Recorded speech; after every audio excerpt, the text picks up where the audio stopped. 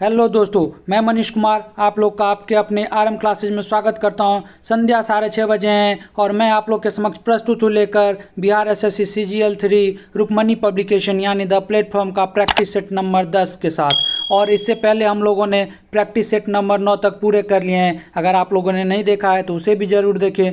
और उससे पहले हम लोगों ने स्पार्क पब्लिकेशन के सारे सेट किए हैं, तो आप लोगों ने नहीं देखा है तो उसे भी ज़रूर देखें, क्योंकि वो आपके आने वाले एग्ज़ाम जैसे हो गया आपका BPSC हो गया, ग्रुप डी हो गया, या फिर बिहार दरोगा हो गया, तो इन सारे एग्ज़ामों में आप लोगों को इससे बहुत ही ज़्यादा सहयोग प्राप्त हो सकता है। तो चलिए दोस्तों, आज हम लोग देखेंगे प्रैक्टिस सेट नंबर 10। उम्मीद करते हैं कि आप लोग अच्छे होंगे और आपकी तैयारियां भी अच्छी चल रही होगी। तो चलिए आज हम लोग करेंगे प्रैक्टिस सेट नंबर 10। आप लोग इसे अपने दोस्तों के साथ शेयर कर दीजिए, और आप लोग को यह सेशन पसंद आ रहा हो तो हमें लाइक और कमेंट कर ज़रूर बताएं। तो चलिए दोस्तों, हम लोग शुरू करते हैं आज का प्रैक्टिस सेट नंबर 10। और 10 नंबर सेट का पहला क्वेश्चन आपके सामने रहा। क्या कह रहा है? वेइनसांग भारत के किस विश्वविद्यालय में 6 वर्षों तक पठन पाठन किया था? तो आपको बताना है कि वेइनसांग ने कहाँ पे पढ़ाई किया था 6 वर्षों तक। तो इसका सही उत्तर क्या हो जाएगा? तो इसका सही उत्तर हो जाएगा आपका ऑप्शन नंबर बी जो हो जाएगा, नालंदा में। तो यहाँ पे वेइनसांग ने पढ़ाई किया था। अब आप लोग से पूछ लिया जाता है कि वेइनसांग जो है वो कब भारत आते हैं। तो वेइनसांग कहाँ के? तो चीनी यात्री होते हैं और वो भारत आते हैं, आप लोग याद रखिएगा, 629 ईस्वी में, और 644 तक ये भारत रहते हैं। ठीक है। और आप लोग को याद रखना है कि ये किन के काल में आए थे भारत? तो हर्षवर्धन के शासनकाल में आए थे। ठीक है। और आप लोग याद रख सकते हैं कि हर्षवर्धन इन्हें क्या करते हैं? तो अपना दूत बना के चीन भेजते हैं। ठीक है। और आप लोग इसमें याद रख सकते हैं कि वेइनसांग जो थे वो कन्नौज में आयोजित हुआ था क्या चीज़? तो 5वीं महासभा। तो इसका अध्यक्ष कौन थे? तो वेइनसांग ही बने थे 5वीं महासभा के अध्यक्ष, जो कन्नौज में हुआ था। ठीक है। और कब हुआ था? तो आप लोग याद रखिएगा 643 ईस्वी में। ठीक है। अब हम लोग चलते हैं अगले प्रश्न नंबर दूसरा। और दूसरा नंबर प्रश्न कह रहा है, उस राजा का नाम बताइए जिसने पहली बार युद्ध में हाथियों का इस्तेमाल किया। तो आप लोग इसका उत्तर कीजिए, और इसका उत्तर क्या हो जाएगा? तो इसका उत्तर हो जाएगा आपका ऑप्शन नंबर डी, मगध के राजा थे। कौन? तो बिंबिसार, जिनके द्वारा हाथियों का सर्वप्रथम युद्ध में प्रयोग किया गया था। और किनके साथ वो युद्ध लड़े थे? तो अंग महाजनपद के शासक बृहद्रथ के साथ। ठीक है। तो इसी युद्ध में पहली बार हाथी का प्रयोग होता है और उसमें मगध विजय भी होता है। और आप लोग याद रखिएगा कि ये जो बिंबिसार थे, इन्होंने किस वंश की स्थापना की थी? तो बिंबिसार के द्वारा हर्यक वंश की स्थापना की जाती है। ठीक है। और बिंबिसार ने अपनी राजधानी जो है वो गिरिब्रज यानी राजगीर को बनाया था। और आप लोग याद रख सकते हैं कि बिंबिसार के पुत्र कौन थे? तो अजातशत्रु, और अजातशत्रु के द्वारा ही बिंबिसार की हत्या कर दी जाती है। और आप लोग याद रख सकते हैं कि अजातशत्रु की हत्या कौन कर देते हैं? तो उनके पुत्र उदयन के द्वारा अजातशत्रु की हत्या कर दी जाती है। ठीक है। तो आप लोग इन सारी बातों को याद रखिएगा। अब हम लोग चलते हैं अगले प्रश्न नंबर 3 पे। और तीसरा नंबर प्रश्न कह रहा है, दिल्ली में हुमायूं का मकबरा बनाने की योजना सर्वप्रथम किसने बनाया? तो ये आप लोग को बताना है कि दिल्ली में जो है वो हुमायूं का मकबरा बनाने की योजना सर्वप्रथम किसने बनाया। तो इसका सही उत्तर क्या हो जाएगा? तो इसका सही उत्तर हो जाएगा आपका ऑप्शन नंबर ए जो हो जाएगा, हाजी बेगम, इन्हीं के द्वारा बनवाया गया था। ठीक है। हुमायूं का मकबरा और कहाँ है? तो दिल्ली में है। ये बात आप लोग याद रखिएगा। और इसके वास्तुकार अगर आप लोग से पूछ लिया जाए तो वास्तुकार कौन थे? तो आप लोग याद रखिएगा, मिर्जा गियास। ठीक है। मिर्जा गियास जो थे वो आप लोग कह सकते हैं इसके वास्तुकार थे। ठीक है। अब हम लोग इसी में याद रखेंगे कि अकबर का मकबरा अकबर का मकबरा कहाँ है? तो अकबर का मकबरा जो है वो आपका सिकंदरा। और सिकंदरा कहाँ है? तो आप लोग कह सकते हैं आगरा के पास सिकंदरा है, तो वहीं पे अकबर का मकबरा है। और आप लोग याद रख सकते हैं कि बाबर का मकबरा कहाँ है? तो बाबर का मकबरा जो है वो काबुल में है। ठीक है। अब हम लोग देखते हैं अगला प्रश्न नंबर चौथा। और चौथा नंबर प्रश्न क्या कर रहा है, क्रिप्स मिशन भारत में कब आया? तो आप लोग को बताना है कि क्रिप्स मिशन भारत कब आया था। तो इसका सही उत्तर क्या हो जाएगा? ऑप्शन नंबर ए जो हो जाएगा सही उत्तर हो जाएगा। क्रिप्स जो है वो 1942 में आया था। ठीक है। और इसके अध्यक्ष कौन रहते हैं? तो इस के अध्यक्ष आप लोग याद रखिएगा, क्रिस्टोफर क्रिप्स इसके अध्यक्ष रहते हैं। और इन्हीं के नाम पे इस मिशन का नाम पड़ जाता है क्रिप्स मिशन। ठीक है। और वहीं याद रखिएगा आप लोग, ये 1945 में क्या हुआ था, तो 1945 में जो है वो बेबल योजना भारत आता है, जिसे हम लोग शिमला सम्मेलन कहते हैं। तो कब हुआ था, 1945 में। और 1946 में क्या होता है, तो 1946 में कैबिनेट मिशन भारत आता है, ठीक है, आप लोग ये याद रखिएगा। और 1940 में क्या होता है, तो 1940 में 8 अगस्त 1940 को अगस्त प्रस्ताव जो है वो निम्नलिखितों के द्वारा लाया जाता है, तो आप लोग ये याद रखिएगा।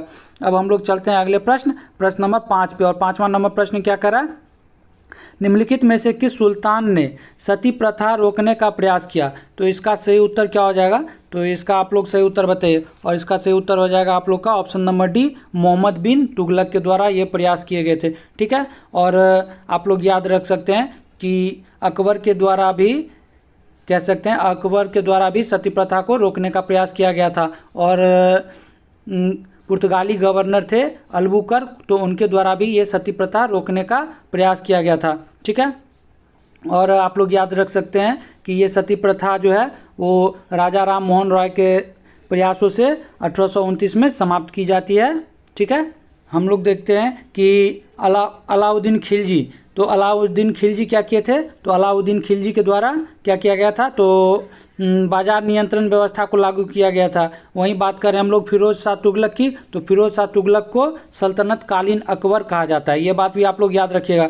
और जलालुद्दीन खिलजी कौन थे, तो खिलजी वंश के संस्थापक थे, ये बात भी आप लोग याद रख सकते हैं, ठीक है।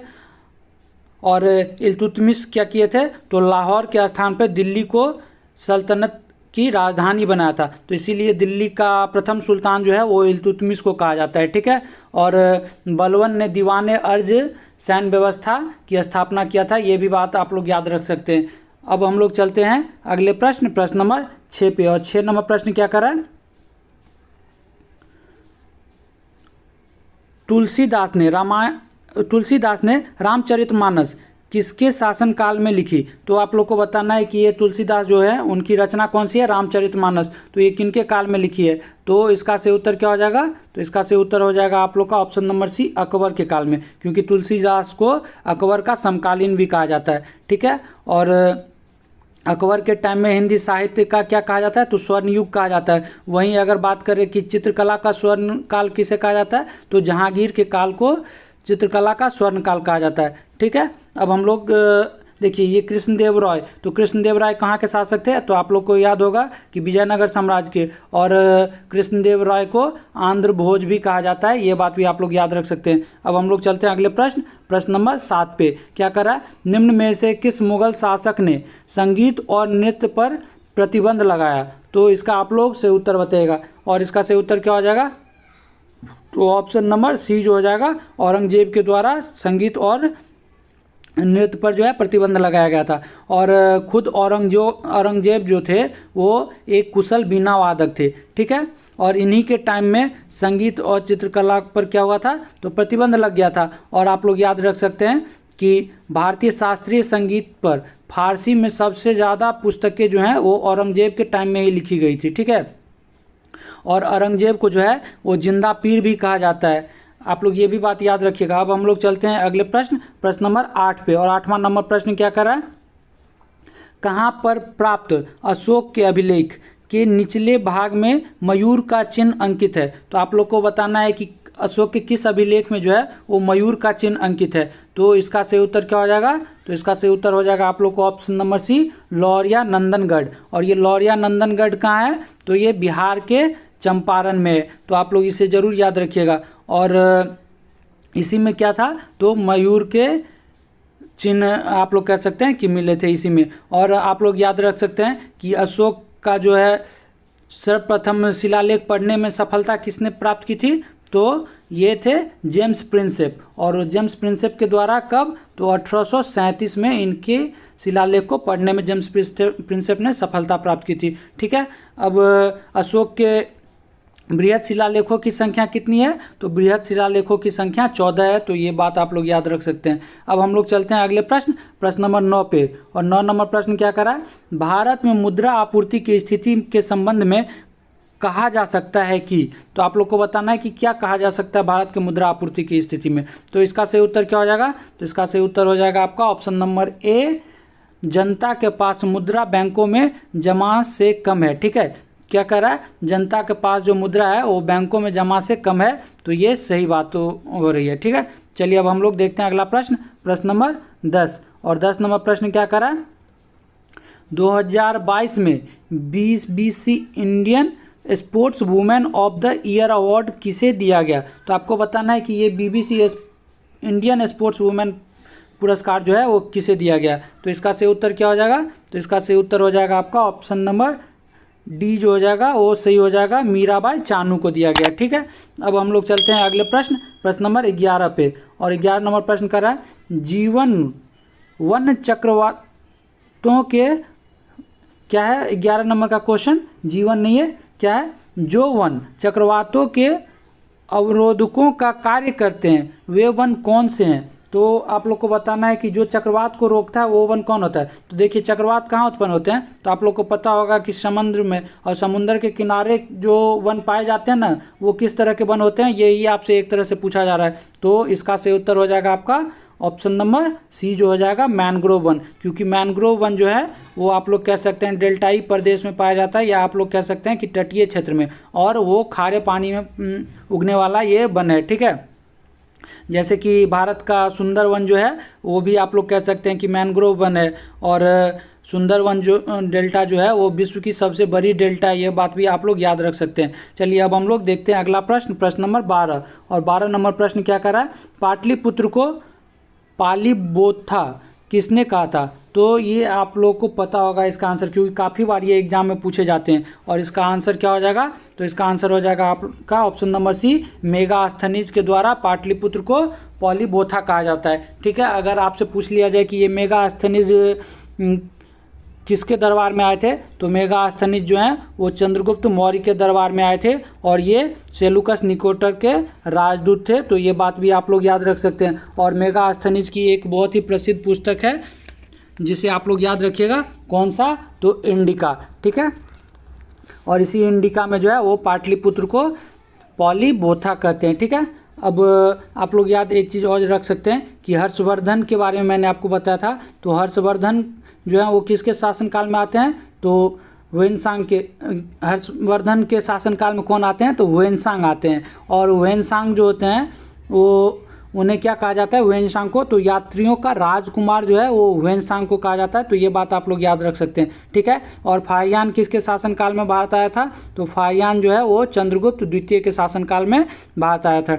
चलिए अब हम लोग देखते हैं अगला प्रश्न, प्रश्न नंबर 13। 13 नंबर प्रश्न क्या कह रहा है, 13 नंबर प्रश्न क्या कर रहा है, चंद्र ग्रहण के दौरान चंद्रमा पर पड़ने वाली पृथ्वी की छाया को कितने भागों में बांटा गया है। तो इसका आप लोग सही उत्तर कीजिए। और इसका सही उत्तर क्या हो जाएगा, तो इसका सही उत्तर हो जाएगा आपका ऑप्शन नंबर सी, 3 भागों में बांटा गया है। ठीक है, और कौन कौन सा भाग है, तो एक है अम्बरा, एक है पेनम्बरा, और तीसरा है अंटुम्बरा। ठीक है, तो इन तीनों भागों में बांटा गया है। तो आप लोग को फिर मैं कभी बताऊंगा कि ये तीनों भाग कौन में क्या क्या होता है। ठीक है, अभी हम लोग चलते हैं अगले प्रश्न पे, प्रश्न नंबर 14 पे। और 14 नंबर प्रश्न क्या कर रहा है, चर्चित पुस्तक मेड इन चाइना के भारतीय लेखक हैं। तो आप लोग को बताना है कि ये मेड इन चाइना किनके द्वारा लिखी गई है। तो इसका सही उत्तर क्या हो जाएगा, तो इसका सही उत्तर हो जाएगा आप लोग का ऑप्शन नंबर ए, परिंदा जोशी के द्वारा लिखा गया है मेड इन चाइना पुस्तक। ठीक है, अब हम लोग चलते हैं अगले प्रश्न, प्रश्न नंबर 15 पे। और 15 नंबर प्रश्न क्या कर रहा है, अंतर्राष्ट्रीय ग्रामीण महिला दिवस कब मनाया जाता है। तो इसका आप लोग सही उत्तर कीजिए। और इसका सही उत्तर क्या हो जाएगा, तो 15 का सही उत्तर हो जाएगा आप लोग का ऑप्शन नंबर डी जो है वो 15 अक्टूबर को जो है वो अंतर्राष्ट्रीय ग्रामीण महिला दिवस मनाया जाता है। ठीक है, वहीं अगर बात हम लोग करें 14 अक्टूबर की, तो 14 अक्टूबर को जो है विश्व मानक दिवस मनाया जाता है। अगर हम लोग बात करें 24 अक्टूबर की, तो 24 अक्टूबर को क्या मनाया जाता है, तो आप लोग कह सकते हैं कि यूनाइटेड नेशन या संयुक्त राज्य स्थापना दिवस मनाया जाता है। ठीक है, और अगर वहीं हम लोग बात करें 31 अक्टूबर, तो 31 अक्टूबर को हम लोग एकता दिवस के रूप में मनाते हैं, जो सरदार वल्लभ भाई पटेल की जयंती दिवस है। और आप लोग कह सकते हैं कि 31 अक्टूबर जो है वो इंदिरा गांधी की पुण्यतिथि भी है, तो आप लोग इसे भी याद रख सकते हैं। ठीक है, और आप लोग को 16 अक्टूबर याद रखना है, तो 16 अक्टूबर विश्व खाद्य दिवस के रूप में हम लोग मनाते हैं। वहीं 9 अक्टूबर की बात करें तो विश्व डाक दिवस के रूप में मनाते हैं। और आप लोग को 16 सितंबर हमने बताया था क्या, तो ओजोन परत संरक्षण दिवस के रूप में हम लोग मनाते हैं 16 सितंबर। ठीक है, चलिए अब हम लोग चलते हैं अगले प्रश्न नंबर 16 पे। और 16 नंबर प्रश्न क्या कर रहा है, बोध गया के महाबोधि मंदिर का निर्माण किस काल में हुआ था?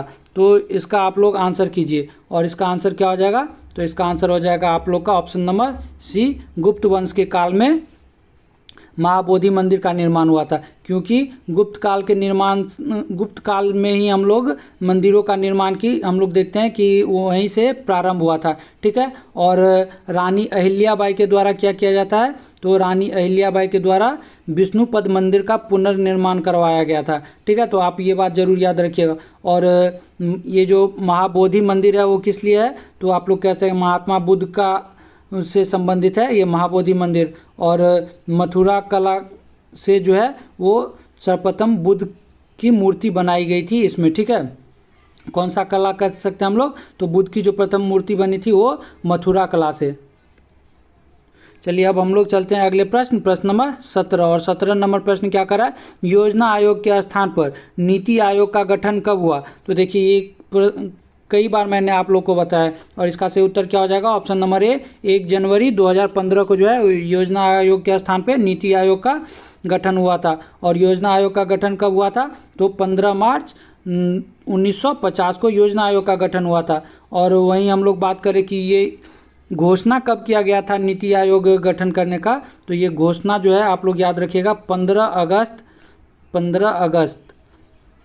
ठीक है, 15 अगस्त 2014 को घोषणा किया जाता है कि 1 जनवरी 2015 से नीति आयोग हो जाएगा। ठीक है, तो ये बात आप लोग जरूर याद रखिएगा। और नीति आयोग के अध्यक्ष कौन होते हैं, तो नीति आयोग के अध्यक्ष जो होते हैं वो प्रधानमंत्री होते हैं। और नीति आयोग के उपाध्यक्ष अभी कौन है वर्तमान में, तो वर्तमान में नीति आयोग के उपाध्यक्ष जो हैं वो डॉक्टर सुमन बेरी हैं। और सुमन बेरी किनके स्थान पे आए हैं, तो राजीव कुमार के स्थान पे आए हैं। तो ये बात आप लोग याद रख सकते हैं। और आप लोग को याद रखना है कि अभी नीति आयोग के सीईओ कौन है, तो सीईओ जो हैं वो परमेश्वरन अय्यर हैं। ठीक है, और इससे पहले कौन थे, तो अमिताभ कांत थे। ठीक है, तो आप लोग ये बात याद रख सकते हैं। और इसके सदस्य आप लोग अगर याद रखें तो सभी राज्यों के मुख्यमंत्री और केंद्र शासित प्रदेश के प्रशासक जो होते हैं वो इसके सदस्य होते हैं।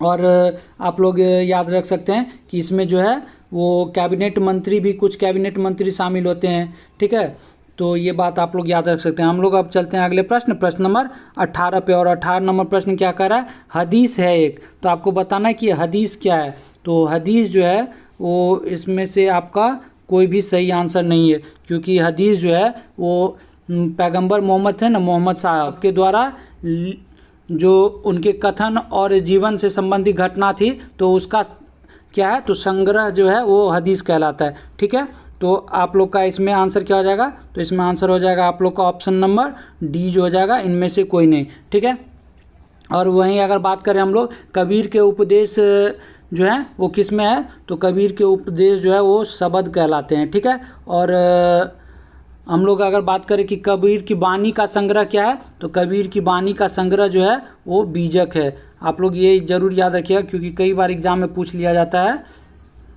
तो बीजक। ठीक है, अब हम लोग देखिए अष्टाध्याय जो है उसके लेखक कौन है, तो पाणिनि है। रामायण के लेखक कौन है, तो वाल्मीकि हैं। महाभारत के लेखक कौन है, तो वेद व्यास हैं। ठीक है, और अर्थशास्त्र के तो आप लोग को पता होगा चाणक्य हैं। चलिए अब हम लोग चलते हैं अगले प्रश्न नंबर 19 पे। और 19 नंबर प्रश्न क्या कर रहा है, वर्ण व्यवस्था से संबंधित पुरुष सूक्त मूलतः निम्न में से किसमें पाया जाता है? तो इसका सही उत्तर क्या हो जाएगा, तो इसका सही उत्तर हो जाएगा आप लोग का ऑप्शन नंबर सी, ऋग्वेद में। ठीक है, और ऋग्वेद में कुल 10 मंडल हैं, और 10 मंडल में से 10वें मंडल में जो है वो पुरुष सूक्त की चर्चा की गई है, जिसमें 4 वर्णों की चर्चा की गई है। और वो कौन कौन से वर्ण हैं, तो देखिए उसमें क्या कहा गया है कि प्रजापति के जो है मुख से क्या निकलते हैं, तो मुख से ब्राह्मण, भुजा से क्षत्रिय, और जांग से वैश्य, और पैर से कौन, तो शूद्र की उत्पत्ति होती है। तो ये बात इसी पुरुष सूक्त में की गई है। ठीक है, चलिए अब हम लोग अगले प्रश्न पे चलते हैं। और अगला प्रश्न क्या है? तो अगला प्रश्न है आपका ऑप्शन नंबर 20। क्या करा है? बहमनी राज्य की प्रथम राजधानी निम्नलिखित में से कौन सी थी? तो इसका आप लोग आंसर कीजिएगा 20 का, और 20 का सही उत्तर क्या हो जाएगा? तो आप लोग का ऑप्शन नंबर बी हो जाएगा, गुलबर्गा। ठीक है। और बहमनी राज्य के संस्थापक कौन थे? तो अलाउद्दीन हसन बहमन शाह के द्वारा बहमनी राज्य की स्थापना की गई थी। कब? तो 1347 ईस्वी में। ये भी बात आप लोग याद रख सकते हैं। ठीक है। और आप लोग कह सकते हैं कि इन्हीं के द्वारा क्या, तो गुलबर्ग को राजधानी बनाया गया था। वहीं अगर बात करें तो शहाबुद्दीन अहमद प्रथम के द्वारा जो है वो राजधानी किसको बनाया गया था? तो बीदर को बनाया गया था। और क्या होता है? तो बहमनी राज्य का जो विघटन होता है तो उसके पश्चात ये 5 भागों में आप लोग कह सकते हैं कि टूट जाता है। कौन कौन सा? तो गोलकुंडा, बीजापुर, बीदर, बरार और अहमदनगर। तो ये 5 जो है विघटन के, बहमनी का विघटन के बाद ये पाँचों में बदल जाते हैं। ठीक है। अब हम लोग चलते हैं अगले प्रश्न, प्रश्न नंबर 21। और 21 नंबर प्रश्न क्या करा? किस चोल राजा ने जल सेना प्रारंभ की थी? तो आपको बताना है कि ये जल सेना जो है किसके द्वारा शुरू किया गया था। तो इसका सही उत्तर क्या हो जाएगा? तो इसका सही उत्तर हो जाएगा आप लोग का ऑप्शन नंबर कौन सा? तो ऑप्शन नंबर सी जो हो जाएगा, राजा राज प्रथम। ठीक है। और इन्हीं के द्वारा ये शुरू किया गया था। और आप लोग कह सकते हैं कि इनके द्वारा जो है वो श्रीलंका की राजधानी जो थी वो अनुराधापुर को नष्ट कर दिया गया था इनके द्वारा। आप लोग कह सकते हैं कि श्रीलंका पे इनके द्वारा ही आक्रमण किया गया था। और राजेंद्र चोल जो हैं वो क्या किए थे? तो राजेंद्र चोल के द्वारा संपूर्ण श्रीलंका को ही जीत लिया गया था। ठीक है। और चोल वंश के संस्थापक कौन थे? तो चोल वंश के संस्थापक आप लोग याद रखिएगा कि विजयाल। आप लोग याद रखिएगा, विजयाल जो थे, विजयालय इनको कहते हैं। विजयालय जो थे तो विजयालय चोल वंश के संस्थापक थे। और इसकी स्थापना कब करते हैं? तो 850 ईस्वी में विजयालय के द्वारा इसकी स्थापना की जाती है। ठीक है। चलिए अब हम लोग चलते हैं अगले प्रश्न, प्रश्न नंबर 22 पे। और 22 नंबर प्रश्न क्या करा है? एन बीरेन सिंह किस राज्य के मुख्यमंत्री बने हैं? तो आप लोग को बताना है कि एन बीरेन सिंह कहाँ के मुख्यमंत्री हैं। तो इसका सही उत्तर क्या हो जाएगा? ऑप्शन नंबर बी जो हो जाएगा सही हो जाएगा, मणिपुर के मुख्यमंत्री हैं एन बीरेन सिंह। ठीक है। अब हम लोग चलते हैं अगले प्रश्न 23 पे। और 23 नंबर प्रश्न क्या करा है? भारत में प्रथम न्यूक्लियर ऊर्जा स्टेशन की स्थापना कहाँ हुई? तो इसका सही उत्तर आप लोग कीजिएगा। और इसका सही उत्तर क्या हो जाएगा 23 का? तो 23 का सही उत्तर हो जाएगा आप लोग का ऑप्शन नंबर सी, तारापुर में हुई थी। ठीक है। अगर वहीं बात करें कि भारत में प्रथम न्यूक्लियर रिएक्टर जो है वो कौन सा है? तो भारत में प्रथम न्यूक्लियर रिएक्टर जो है वो अप्सरा है। आप लोग इसे ज़रूर याद रखिएगा, अप्सरा उसका नाम रखा गया था। और ये इसकी स्थापना कब की गई थी? तो 1956 में। ठीक है। अब हम लोग चलते हैं अगले प्रश्न। और इसी में आप लोग याद रखिएगा ये तारापुर की स्थापना कब हुई थी? तो 1972 में। ठीक है। अगर बात करें हम लोग ये कलपक्कम जो है, ये कलपक्कम कहाँ है? तो तमिलनाडु में। और इसकी स्थापना जो है वो 1984 में की गई थी। अगर वहीं हम लोग बात करें ये नरौरा की, तो नरौरा कहाँ है? तो नरौरा उत्तर प्रदेश में है। और इसकी स्थापना कब की गई थी? तो इसकी स्थापना 1991 में की गई थी। ठीक है। चलिए अब हम लोग देखते हैं अगला प्रश्न, प्रश्न नंबर 24। और 24 नंबर प्रश्न कह रहा है बिहार के प्रथम निर्दलीय मुख्यमंत्री कौन थे? तो देखिए इस तरह के प्रश्न आप लोग से एग्जाम में बार बार पूछे जाते हैं। तो इसका आप लोग आंसर कीजिए। और इसका आंसर क्या हो जाएगा? ऑप्शन नंबर ए, महामाया प्रसाद सिन्हा। ठीक है। तो ये कब बने थे? तो आप लोग याद रखिएगा 1967 से 1968 ये मुख्यमंत्री रहते हैं। ठीक है। और 5 मार्च 1967 को ये बने थे। और 28 जनवरी आप लोग कह सकते हैं कि 1968 तक ये मुख्यमंत्री रहे थे। और आप लोग से पूछ लिया जाएगा कि बिहार के प्रथम मुख्यमंत्री कौन थे? तो श्री कृष्ण सिंह। वहीं अगर आप लोग से पूछ लिया जाता है कि बिहार के प्रथम दलित मुख्यमंत्री कौन थे? तो बिहार के प्रथम दलित मुख्यमंत्री जो हैं वो भोला पासवान। आप लोग याद रखिएगा कौन? तो भोला पासवान जो थे वो बिहार के प्रथम दलित मुख्यमंत्री थे।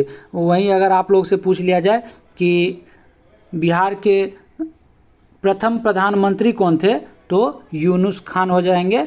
इसका सही उत्तर। और कब बने थे, तो 1937 में। और वहीं अगर आपसे पूछ लिया जाए कि बिहार के कौन से व्यक्ति हैं जिन्होंने सबसे ज़्यादा बार शपथ ली है, तो हमारे नीतीश कुमार जो हैं वो सबसे ज़्यादा बार मुख्यमंत्री पद की शपथ लेने वाले व्यक्ति हैं बिहार के।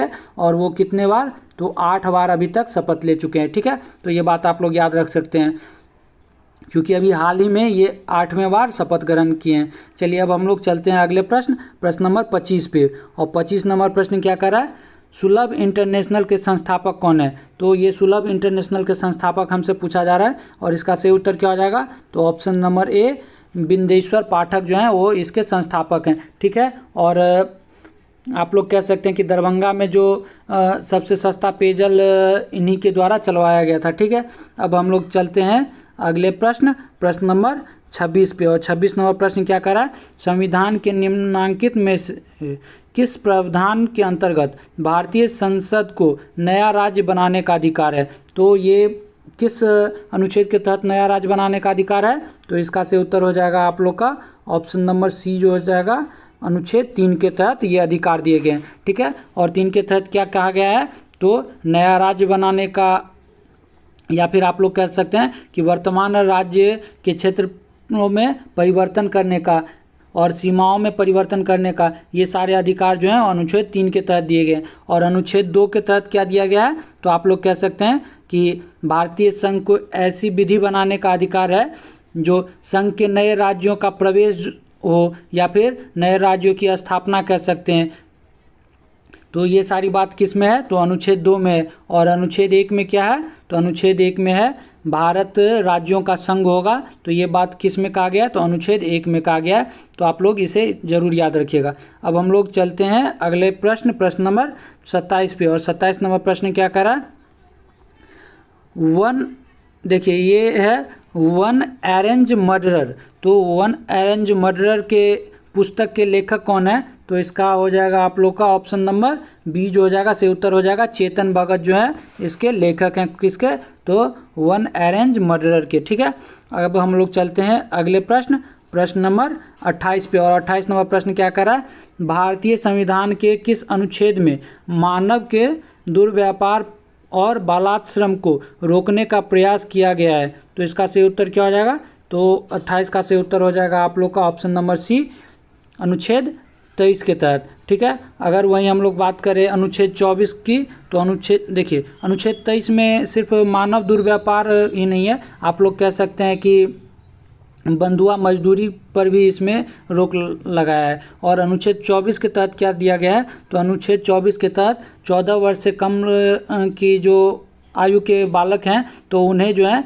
वो कारखानों में, या आप लोग कह सकते हैं कि जोखिम भरे कामों में काम करने से रोक लगाती है। ठीक है, वहीं अगर बात करें हम लोग अनुच्छेद 25 की, तो अनुच्छेद 25 जो क्या कहता है कि आप लोग किसी भी धर्म को अपने स्वेच्छा से अपना सकते हैं। ठीक है, उसका प्रचार प्रसार कर सकते हैं। तो ये बातें किस में कही गई है, अनुच्छेद 25 में। और अगर बात हम लोग करें अनुच्छेद 28 की, तो अनुच्छेद 28 में क्या कहा गया है कि सार्वजनिक शिक्षण संस्थान जो आप लोग कह सकते हैं कि सरकार के द्वारा पोषित है, तो उसमें जो है वो धर्म की शिक्षा नहीं दी जाएगी, वो अनुच्छेद 28 में कहा गया है। ठीक है, और अनुच्छेद 27 में क्या कहा गया है, तो अनुच्छेद 27 में कहा गया धार्मिक आय को कर मुक्त रखा जाएगा, ये अनुच्छेद 27 में कहा गया है। ठीक है, और अनुच्छेद 26 की बात करें तो धार्मिक सम्मेलन करने की स्वतंत्रता दिया जाता है अनुच्छेद 26 की तहत। ठीक है, तो इन सारे बात को आप लोग याद रख सकते हैं। अब हम लोग चलते हैं अगले प्रश्न नंबर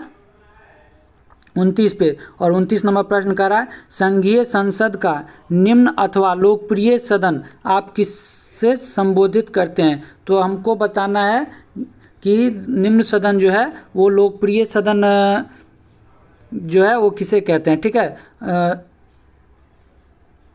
तो ये कौन सा हो जाएगा, तो इसका आप लोग का आंसर क्या हो जाएगा 29 का ऑप्शन नंबर डी जो है वो लोकसभा जो है वो लोकप्रिय सदन कहते हैं, और इसी को हम लोग निम्न सदन भी कहते हैं। ठीक है, और आप लोग कह सकते हैं कि किस अनुच्छेद में इसके गठन की चर्चा है, तो लोकसभा के गठन की चर्चा जो है अनुच्छेद 81 के अंतर्गत किया गया है। ठीक है, और उच्च सदन किसे कहते हैं, तो उच्च सदन जो है वो राज्यसभा को कहा जाता है। वहीं अगर बात करें तो राज्यसभा का विघटन नहीं हो सकता, और हम लोग कह सकते हैं कि राज्य में जो है वो विधानसभा जो होता है वो लोकप्रिय सदन होता है। ठीक है, और विधानमंडल क्या होता है, तो वहाँ का उच्च सदन होता है। तो ये बात आप लोग याद रख सकते हैं। अब हम लोग चलते हैं अगले प्रश्न पे, और अगला प्रश्न क्या करा है, 30 नंबर। भारत के वे पहले उपराष्ट्रपति जिनकी कार्यकाल के दौरान मृत्यु हुई थी कौन थे। तो आपको बताना है कि किनकी कार्यकाल के दौरान मृत्यु हो गई थी पहले उपराष्ट्रपति। तो आप लोग का इसका आंसर क्या हो जाएगा, तो इसका आंसर हो जाएगा आप लोग का ऑप्शन नंबर ए, कृष्णकांत। ठीक है, तो ये कब से कब तक उपराष्ट्रपति बने रहे थे, तो आप लोग याद रखिएगा 1997 में बनते हैं और 2002 में इनकी मृत्यु हो जाती है। ठीक है, तो ये पहले ऐसे उपराष्ट्रपति थे जिनकी कार्यकाल के दौरान ही मृत्यु हो जाती है। ठीक है, और बी.डी. जत्ती भी जो थे वो आप कह सकते हैं कि उपराष्ट्रपति थे 1974 से 1979 तक, और आर वेंकट रमन भी उपराष्ट्रपति थे, और ये कब से कब तक थे, तो 1884 से 1887 तक। और भैरव सिंह शेखावत भी उपराष्ट्रपति थे कब से कब तक, तो 2002 से 2007 तक। ठीक है, तो ये बात आप लोग याद रख सकते हैं। और भारत के पहले उपराष्ट्रपति कौन थे, तो भारत के पहले उपराष्ट्रपति जो थे सर्वपल्ली राधाकृष्णन थे। ठीक है, और सर्वपल्ली राधाकृष्णन को ही हम लोग कह सकते हैं कि भारत रत्न प्राप्त करने वाले पहले व्यक्ति के रूप में हम लोग इन्हें जानते हैं। ठीक है, अब हम लोग चलते हैं अगले प्रश्न नंबर 31 पे, और 31 नंबर प्रश्न क्या करा है, भारतवर्ष में सर्वप्रथम दूरभाष का प्रादुर्भाव किस वर्ष हुआ। तो इसका सही उत्तर आप लोग कीजिएगा, और इसका सही उत्तर क्या हो जाएगा, तो इसका सही उत्तर हो जाएगा आपका ऑप्शन नंबर डी, 1850 में। ठीक है, और दूरभाष को क्या कहते हैं, तो दूरभाष को कहा जाता है टेलीग्राफ। ठीक है, और ये कहाँ शुरू किया गया था, तो आप लोग कह सकते हैं कि कलकत्ता में। अब हम लोग चलते हैं अगले प्रश्न नंबर 32 पे, और 32 नंबर प्रश्न करा है, निम्न में से कौन पंचायती राज व्यवस्था को संवैधानिक दर्जा प्रदान करता है। तो आपको बताना है कि पंचायती राज को संवैधानिक दर्जा कौन प्राप्त करता है, तो इसका सही उत्तर हो जाएगा आपका ऑप्शन नंबर ए, 11वीं अनुसूची। तो हमारे संविधान के मूल संविधान में केवल 8 अनुसूचियां थी, लेकिन संशोधन करके अब वर्तमान में कितनी है, तो 12 है। और 11वां अनुसूची किससे है, तो पंचायती राज से संबंधित है, और इसे कब जोड़ा गया था, तो 73वां संविधान संशोधन के तहत जोड़ा गया था। ठीक है, और कब, तो 1992-93 आप लोग कह सकते हैं। ठीक है, और इसी में अगर हम लोग बात करें तो 74वां संविधान संशोधन के तहत क्या जोड़ा गया था, तो 12वीं अनुसूची, जिसमें नगर पालिका की चर्चा है। ठीक है, और आप लोग कह सकते हैं कि 11वीं अनुसूची के तहत जो पंचायती राज की व्यवस्था की गई, इसमें 29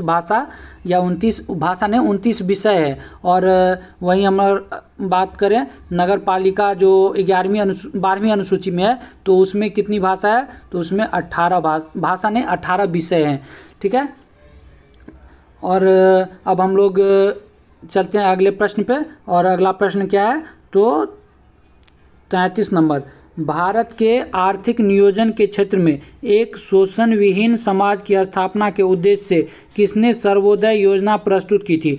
तो आप लोग को बताना है कि ये सर्वोदय योजना किसके द्वारा प्रस्तुत किया गया था, तो इसका सही उत्तर हो जाएगा आपका option number A, Jayaprakash Narayan के द्वारा। और कब किया गया था, तो 1950 में। ये बात भी आप लोग याद रख सकते हैं। ठीक है, और आप लोग याद रख सकते हैं कि 1945 में M.N. रॉय के द्वारा जन योजना प्रस्तुत किया जाता है। ठीक है, वहीं 1944 में अगर हम लोग बात करें तो मन नारायण के द्वारा जो है वो गांधी योजना प्रस्तुत की जाती है या बनाई जाती है। और हम लोग बात करें तो 1944 में ही क्या बनता है, तो आप लोग को याद रखना है बम्बई प्लान। और बम्बई प्लान जो है वो 8 उद्योगपतियों के द्वारा मिलकर बनाया जाता है 1944 में। तो इन बातों को आप लोग याद रखिएगा। चलिए अब हम लोग चलते हैं अगले प्रश्न नंबर 34 पे। क्या कह रहा है, किस अप्रैल को कौन सा दिवस मनाया जाता है? तो इसका आप लोग सही आंसर कीजिए और इसका सही आंसर हो जाएगा आपका ऑप्शन नंबर ए, सिविल सेवा दिवस जो है 21 अप्रैल को मनाया जाता है। ठीक है, वहीं अगर बात करें हम लोग पृथ्वी दिवस की तो ये 22 अप्रैल को मनाया जाता है। ठीक है, अगर बात करें हम लोग पंचायती राज दिवस की तो पंचायती राज दिवस कब मनाया जाता है? तो 24 अप्रैल को मनाया जाता है। और विश्व विरासत दिवस कब मनाया जाता है? तो 18 अप्रैल को मनाया जाता है। तो ये बात भी आप लोग याद रख सकते हैं। चलिए अब हम लोग देखते हैं अगला प्रश्न, प्रश्न नंबर 35। और 35 नंबर प्रश्न क्या करा है? पूर्ण स्पर्धा में कीमत का लेन देन आप किसे मानते हैं? तो पूर्ण स्पर्धा में कीमत का लेन देन किसे मानते हैं? तो इसका सही उत्तर हो जाएगा आपका ऑप्शन नंबर ए, फर्म। ठीक है, अब हम लोग चलते हैं अगले प्रश्न, प्रश्न नंबर 36। और 36 नंबर प्रश्न क्या करा है? निम्नलिखित में से भूटान की मुद्रा क्या है? तो आपको बताना है कि मुद्रा जो है भूटान की कौन सी है और कौन सी मुद्रा भूटान की है।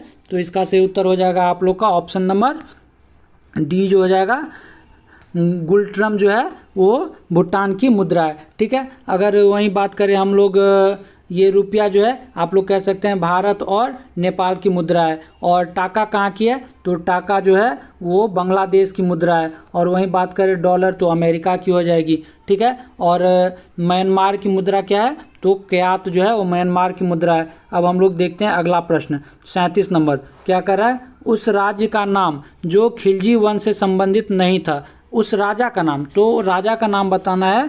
तो क्या हो जाएगा इसका आंसर 37 का? तो 37 का आंसर हो जाएगा आप लोग को option number D, Malik Kafur.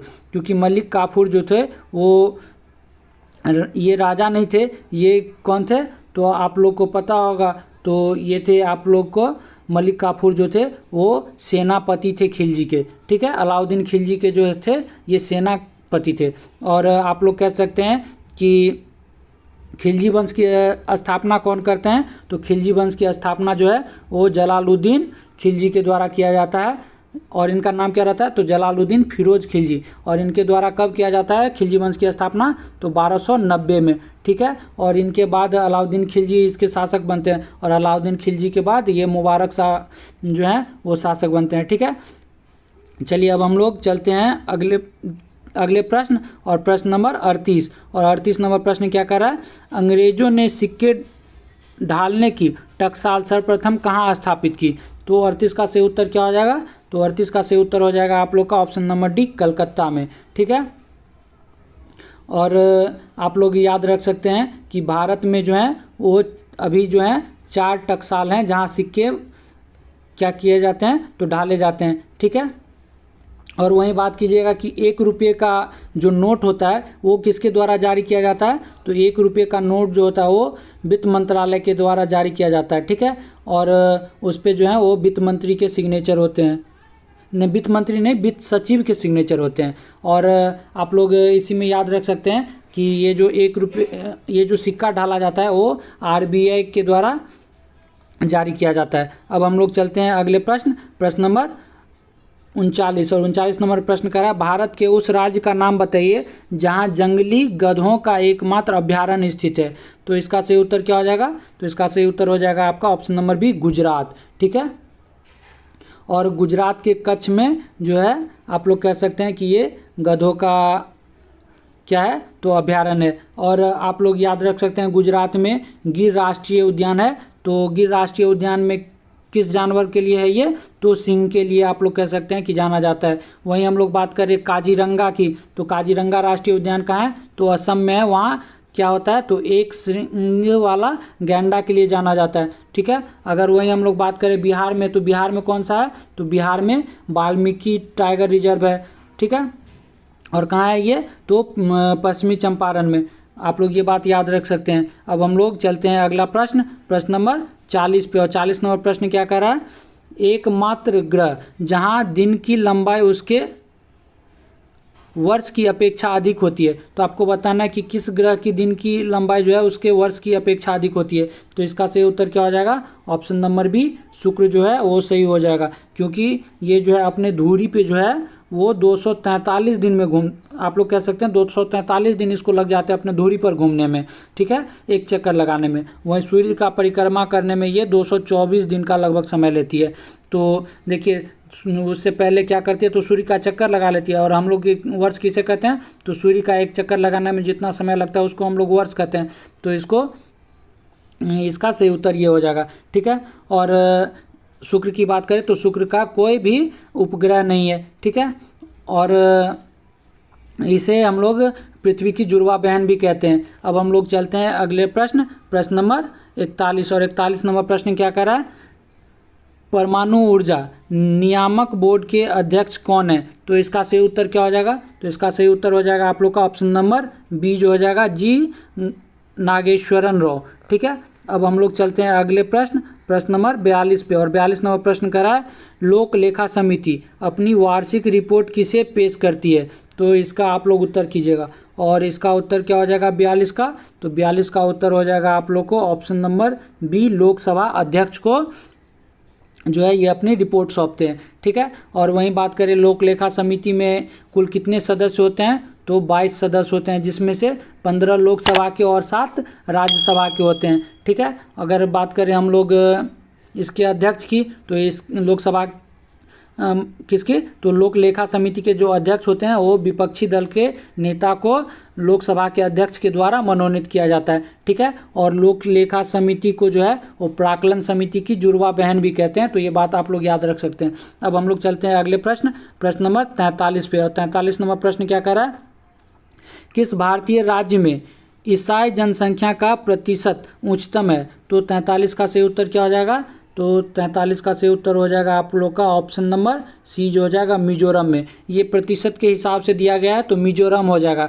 वहीं आपसे पूछ लिया जाए कि जनसंख्या के आधार पर किस राज्य में सबसे ज़्यादा ईसाई हैं, तो इसका सही उत्तर हो जाता गोवा, ठीक है। तो आप लोग ये जरूर याद रखिएगा, जनसंख्या के हिसाब से गोवा और प्रतिशत के हिसाब से मिजोरम। चलिए अब हम लोग चलते हैं अगले प्रश्न। देखिए आप लोग इसमें एक चीज़ और याद रख सकते हैं कि भारत में ईसाई कितने हैं। तो भारत में जो ईसाई की संख्या है आप लोग कह सकते हैं 2.3%, ठीक है। अब हम लोग देखते हैं अगला प्रश्न नंबर 44।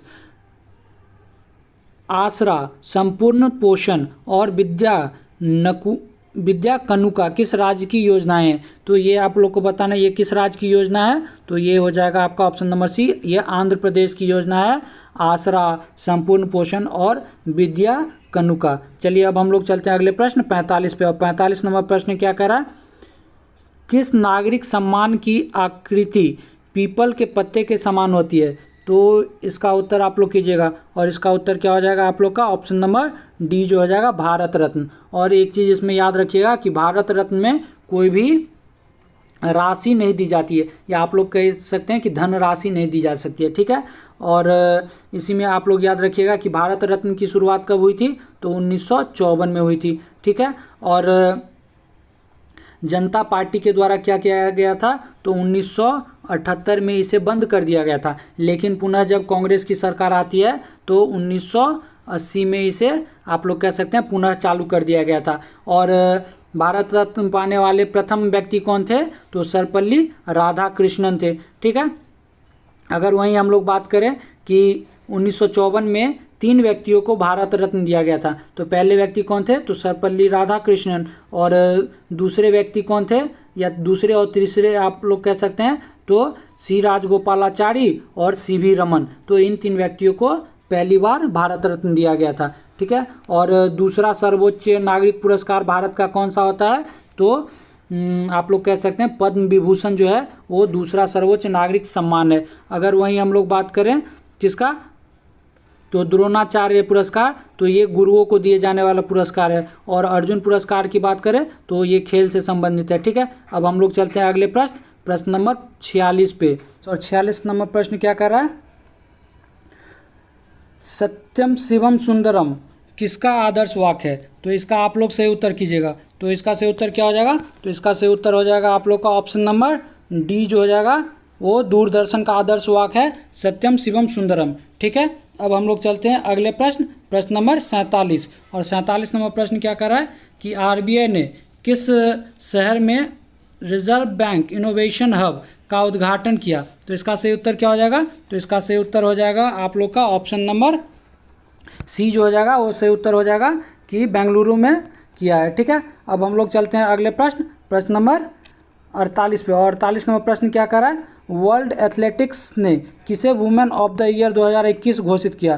तो इसका आप लोग उत्तर कीजिएगा। और 48 का उत्तर क्या हो जाएगा, तो 48 का उत्तर हो जाएगा आप लोग को ऑप्शन नंबर ए जो हो जाएगा वो सही उत्तर हो जाएगा। किसे, तो अंजू बेबी जॉर्ज को। ठीक है, अब हम लोग चलते हैं अगले प्रश्न, प्रश्न नंबर 49। और 49 नंबर प्रश्न क्या कर रहा है, तो 49 नंबर प्रश्न कर रहा है, जलवायु संकट से निपटने हेतु किन एशियाई देश या देशों ने एक समझौता किया। तो इसका सही उत्तर क्या हो जाएगा, तो इसका सही उत्तर हो जाएगा आप लोग को ऑप्शन नंबर डी, क्योंकि इजराइल, जॉर्डन और यूएई तीनों के द्वारा ये समझौता किया गया है। चलिए अब हम लोग देखते हैं अगला प्रश्न, प्रश्न नंबर 50। और 50वां नंबर प्रश्न क्या कर रहा है, ओडिशा में किस नदी पर 110 करोड़ रुपए की लागत से रोपेक्स जेटी परियोजना बनाने की घोषणा की गई। तो इसका सही उत्तर क्या हो जाएगा, तो इसका सही उत्तर हो जाएगा आप लोग को ऑप्शन नंबर डी, धामरा नदी। ठीक है, तो आप लोग आज के लिए हम इतना ही रखते हैं, क्योंकि मुझे थोड़ा काम है। तो आप लोग का बाकी जो क्वेश्चन है वो मैं आप लोग को फिर कभी करवा दूंगा। तो आप लोग अपना ख्याल रखिए, और आप लोग अपने दोस्तों के साथ भी इसे शेयर कीजिए, और पसंद आ रहा हो तो लाइक और कमेंट भी कीजिए। चलिए दोस्तों, हम लोग फिर मिलेंगे अगले सेशन में, और इसका भी हम आप लोग को कोशिश करेंगे कि पूरा सेट करवा दें। ठीक है, तो चलिए आज के लिए हम लोग इतना ही रखते हैं। आप लोग अपना ख्याल रखिए और ज़ोरों शोरों से पढ़ते रहिए। ठीक है दोस्तों, धन्यवाद, जय हिंद।